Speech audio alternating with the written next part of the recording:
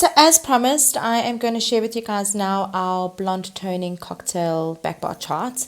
This is a beautiful chart to work with, and I know you're going to really, refer to this chart often, especially when wanting to achieve something that's really unique and personalized for your clients. With these blonde toning cocktails, you'll be able to achieve colors that clients are not going to just find at any other salon. Just a few key things to remember when working with your blonde toning chart is that you always have a scale that works, as measuring is really key when working with these cocktails. If you add too much of a concentrate or too little of something, it really will throw out the color completely.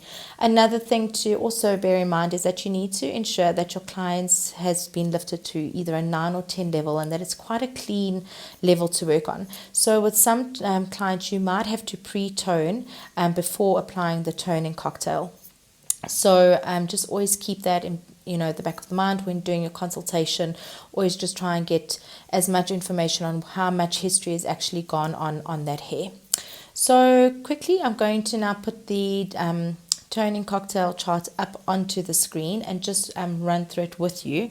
So the cocktail results that you can achieve will be shown on the left hand side. You'll see it says on the top there, cocktail results, and this is your clean blonde, cool blonde, grey, silver, pearl champagne, soft pink, muted pink, soft violet, lilac, rose gold, rose beige, peach, tangerine, salmon and milk biscuit.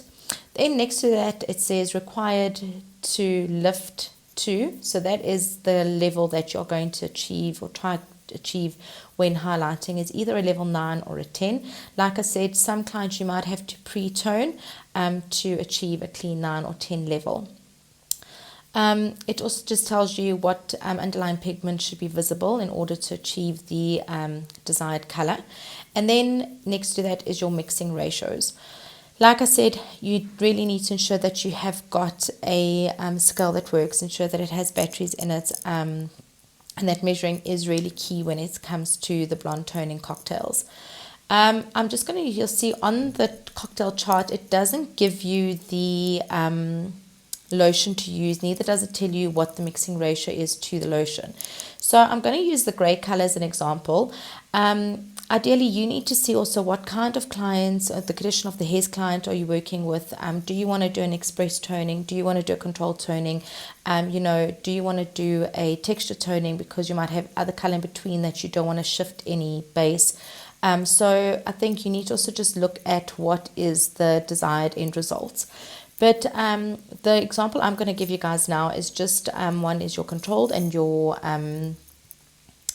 texture toning. Those are my two favorite toning formulas to use all the time, because I just find that leaving the toner on for the 20 minutes really allows the toner to do what it needs to do, and you just always get a longer lasting, cleaner and more vibrant toner.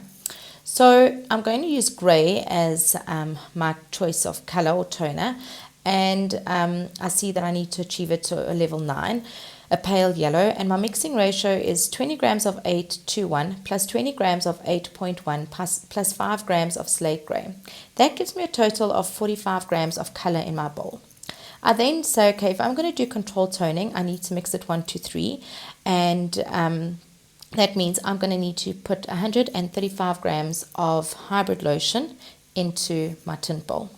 If I was doing controlled toning, that means I would take 45 grams of my color, add 45 grams of my hybrid lotion and 45 grams of my mica converter, and mix it into the bowl, apply it onto the hair from roots to ends or where the highlights are, and I would leave it on the scalp, on the hair for 20 minutes and then rinse. Remember also, before doing any of these toning cocktails, it's really nice if you have got somebody whose hair's a bit compromised from bleaching or from doing too much color previously and her hair's quite porous.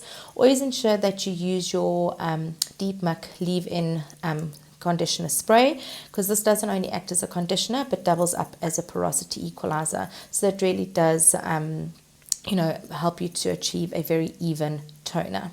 If you have any questions, please feel free to email me and make contact, and I will ensure that I get back to you and answer any questions that you have on the toning cocktail charts.